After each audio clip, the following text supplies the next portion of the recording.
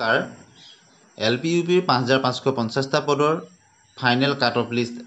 প্ৰকাশ পালে আৰু বহু প্ৰাৰ্থীয়ে তেওঁলোকৰ নাম তেওঁলোক চাকৰি পাবলৈ সক্ষম হ'ল। যিসকল প্ৰাৰ্থী তেওঁলোকে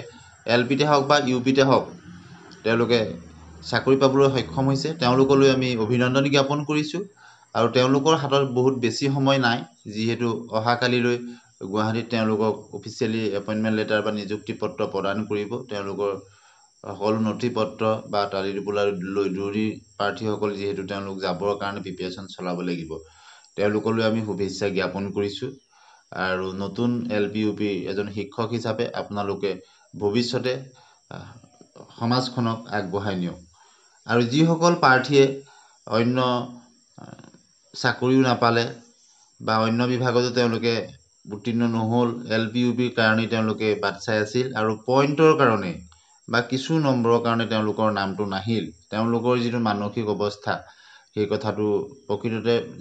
তেনে প্ৰাৰ্থীসকলেহে অনুভৱ কৰিব। আমি অৱশ্যে 2023 চনৰ বিজ্ঞাপন ওলোৱাৰ আগৰ পৰাই আমি এই ক্ষেত্ৰত আমি বিজ্ঞাপন প্ৰকাশ কৰাৰ ক্ষেত্ৰতে হওক বা পৰৱৰ্তী সময়ত ডকুমেণ্ট ভেৰিফিকেশ্যনৰ ক্ষেত্ৰতে হওক, প্ৰতিটো ক্ষেত্ৰতে আমি আপোনালোকৰ লগত সহযোগ কৰি যিখিনি আমি পাৰোঁ প্ৰচেষ্টা লৈ ভিডিঅ' আকাৰত আমি প্ৰস্তুত কৰিছিলোঁ। আৰু 4,500ৰ ক্ষেত্ৰতো আমি তেনেদৰে বৰ্তমান যিখিনি কৰিব লাগে আমি তেনেদৰে দিহা পৰামৰ্শ আপোনালোকক দিছোঁ আৰু ভৱিষ্যতেও আমি এই ক্ষেত্ৰত আপোনালোকৰ লগত থাকিম নিৰপেক্ষভাৱে। এতিয়া আমি চাম মেৰিট লিষ্টখনৰ কেইটামান গুৰুত্বপূৰ্ণ দিশ। আপোনালোকে এইবাৰ যদি মেৰিট লিষ্টখন চায়, ছেকেণ্ড প্ৰভিজনেল মেৰিট লিষ্টৰ পিছত এতিয়া যিখন ফাইনেল যিখন cut off merit cut off list বুলি কৈছোঁ, তাত কিন্তু বহুত বেছি ডিফাৰেঞ্চ দেখা পোৱা নাই। কিছু পইণ্টত সামান্য ইফাল সিফাল হোৱা দেখা গৈছে কিছু জিলাত কিছু কেটেগৰীত। আৰু আপোনালোকে দেখিছে প্ৰতিটো এইবাৰ মেৰিট লিষ্ট যিখন কাট অফ লিষ্টৰ এটা বৈশিষ্ট্য হ'ল যে ওমেন ৰিজাৰ্ভেশ্যন প্ৰতিটো কেটেগৰীতে আছে। গতিকে মহিলা সবলীকৰণৰ ক্ষেত্ৰত এইটো এটা অসম চৰকাৰৰ উল্লেখযোগ্য বা গুৰুত্বপূৰ্ণ দিশ বুলি আমি ক'ম। আৰু OBC MOBC ক্ষেত্ৰত আপোনালোকে দেখিছে যে 58, 59 এটা বেঞ্চমাৰ্কৰ নিচিনা হৈছে। ঠিক একেদৰে আমি কোৱাৰ দৰে আনৰিজাৰ্ভৰ ক্ষেত্ৰতো আপোনালোকে নিশ্চয় দেখিছে কিছু জিলাত যথেষ্ট ওপৰ গৈছে আৰু কিছু জিলাত 60+ আছে আৰু অন্যান্য কেটেগৰীবিলাকত যথেষ্ট কম হৈছে। বিশেষকৈ টি টাইপছৰ ক্ষেত্ৰত বা ST হিলছৰ ক্ষেত্ৰত, ST প্লেইনছ, SC ক্ষেত্ৰতো কাট অফ যথেষ্ট তুলনামূলকভাৱে অন্য কেটেগৰীৰ তুলনাত কম। গতিকে আপোনালোকে নিশ্চয় গম পাইছে। আৰু প্ৰতিটো কেটেগৰীৰ ক্ষেত্ৰত ওমেন ৰিজাৰ্ভেশ্যন আছে। গতিকে এটা যোগাত্মক দিশ আমি এইটো দেখা পালোঁ। বিশেষকৈ মহিলা প্ৰাৰ্থীসকলৰ ক্ষেত্ৰত তেওঁলোকৰ কাৰণে এটা যথেষ্ট এডভান্টেজত তেওঁলোক থাকিব। আৰু আপাৰ প্ৰাইমেৰীৰ ক্ষেত্ৰতো আপোনালোকে যদি চায়, আপাৰ প্ৰাইমেৰীৰ ক্ষেত্ৰতো কিন্তু cut off second provisional merit লিষ্টৰ তুলনাত কিন্তু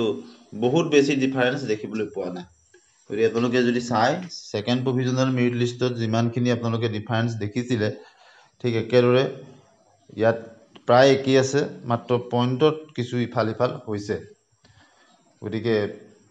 ইয়াতো আপোনালোকে OBC MOBCৰ ক্ষেত্ৰতে হওক বা অন্যান্য কেটেগৰীবিলাকৰ ক্ষেত্ৰত যদি আপুনি চায়, PWD ক্ষেত্ৰতে হওক,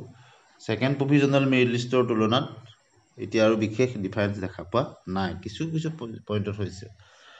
আৰু অভাৰলেপিং যথেষ্ট আছিল, তাৰ কাৰণে DW ফালৰ পৰা, শিক্ষা বিভাগৰ ফালৰ পৰা বহুখিনি নটিচ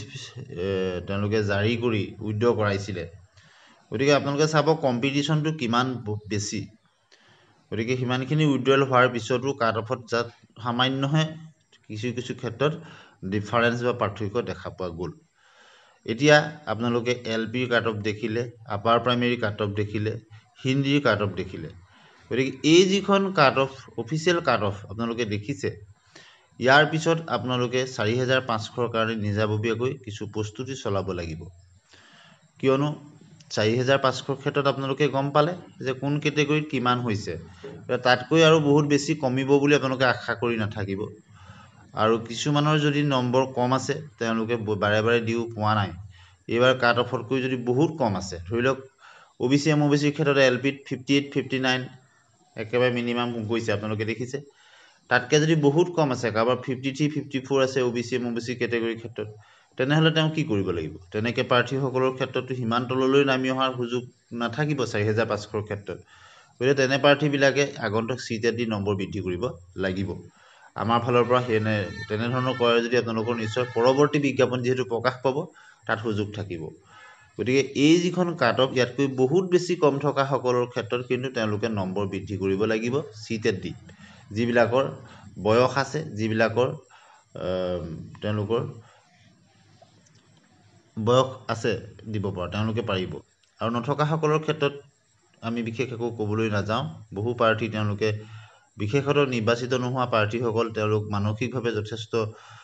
চাপত থাকে কিয়নো তেওঁলোকে বহু দিনৰ পৰা দীৰ্ঘদিনৰ পৰা আশা কৰি আছিল আৰু বৰ্ডাৰ লাইনত যিসকল আছিলে তেওঁলোক অকণমানৰ কাৰণে নাহিল গতিকে তেওঁলোকৰ ক্ষেত্ৰতো আমি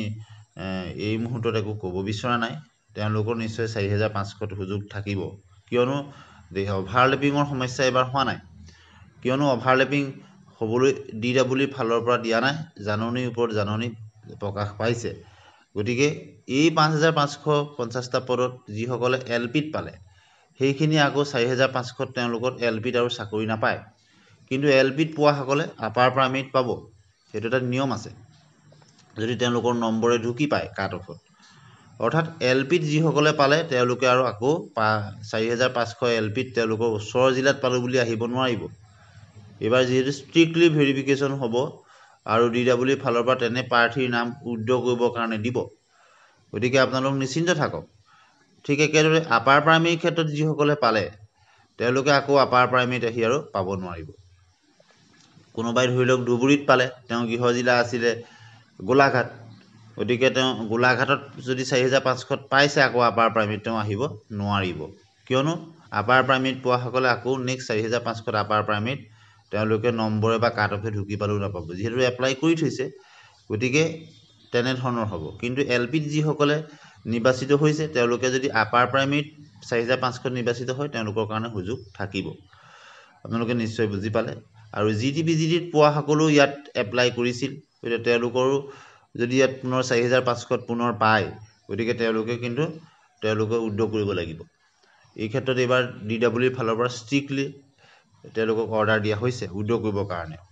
গতিকে ইমানখিনি উইথড্ৰয়েল হোৱাৰ পিছতো কিন্তু number second provisional second cut off লিষ্টতকৈ যথেষ্ট ডিফাৰেঞ্চ দেখা পোৱা নগ'ল গতিকে যিসকলৰ বহুত বেছি কম আছে আপোনাৰ কেটেগৰী অনুযায়ী যদি চায় তেওঁলোকৰ ক্ষেত্ৰত আপোনালোকে পৰৱৰ্তী CTET দি নম্বৰ বৃদ্ধিৰ কাৰণে আপোনালোকে চেষ্টা কৰিব যাতে সুযোগটো পৰৱৰ্তী বিজ্ঞাপনত আপোনালোকৰ বাঢ়ি যায় আৰু 4500ৰ ক্ষেত্ৰত নিশ্চয় আমি আশা কৰিছোঁ যে অহাকালি যি নিযুক্তি পত্ৰ প্ৰদান অনুষ্ঠান তাত শিক্ষামন্ত্ৰী মহোদয় সন্মানীয় মুখ্যমন্ত্ৰী মহোদয়ৰ ফালৰ পৰা এটা তেনেধৰণৰ গুৰুত্বপূৰ্ণ এটা ভাল খবৰ আহিব বুলি আমি আশা কৰিছোঁ নিশ্চয় ঘোষণা হ'ব এতিয়াৰ পৰা ভেৰিফিকেশ্যন হ'ব কি হ'ব আৰু যিহেতু নৱেম্বৰ মাহতেই যিহেতু 5550টা পদৰ ফাইনেল তেওঁলোকৰ merit list final cut off list প্ৰকাশ পাই তেওঁলোকক নিযুক্তি প্ৰদান কৰিব গতিকে পূৰ্বৰ তেওঁলোক কোৱা মতে যে 5500ৰ পিছতেই 4500ৰ কাম আৰম্ভ হ'ব শিক্ষামন্ত্ৰী মহোদয় মুখ্যমন্ত্ৰী মহোদয় DW ডাইৰেক্টৰ মহোদয় কৈছিলে গতিকে নিশ্চয় কামবিলাক আৰম্ভ হ'ব এক শৃংখলাবদ্ধ পদ্ধতিত কামখিনি আগবাঢ়িছে আমি শিক্ষা বিভাগক বা অসম চৰকাৰক ইয়াৰ কাৰণে ধন্যবাদ জ্ঞাপন কৰিব লাগিব কিয়নো নিশা আৰু স্বচ্ছভাৱে দিছে আৰু কম্পিটিশ্যন যথেষ্ট টাফ হৈছে আপোনালোকে দেখিছে পইণ্টতে একেবাৰে নিয়েৰেষ্ট পইণ্টতো বহুত প্ৰাৰ্থী ৰৈ গৈছে গতিকে আপোনালোক হতাশ নিৰাশ নহ'ব সকলোলৈ শুভেচ্ছা জ্ঞাপন কৰি ভিডিঅ'টো আজিলৈ ইমানতে সামৰণি